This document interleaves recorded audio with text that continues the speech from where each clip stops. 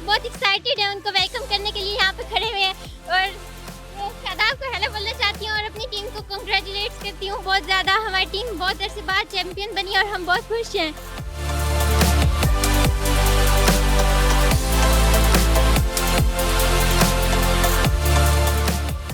जी अस्सलाम वालेकुम, मेरा नाम तहरीम कोकब है और हम यहाँ अपनी टीम को देखने आए हैं और मैं इस्लामाबाद यूनाइटेड की बहुत बड़ी फ़ैन हूँ, शादाब खान की बहुत बड़ी फ़ैन हूँ। आज हम खास तौर पे उनको देखने आए हैं, अपनी पूरी टीम को देखने आए हैं, हमने अपनी ट्रॉफ़ी को देखने आए हैं। माशाल्लाह से हम इतने सालों बाद ट्रॉफ़ी जीते हैं, बहुत खुश हैं हम, अपने फैंस बहुत खुश हैं। हम अपने कैप्टन का बहुत शुक्रिया अदा करना चाहते हैं, अपनी टीम से बहुत खुश हैं, उनका बहुत शुक्रिया हम।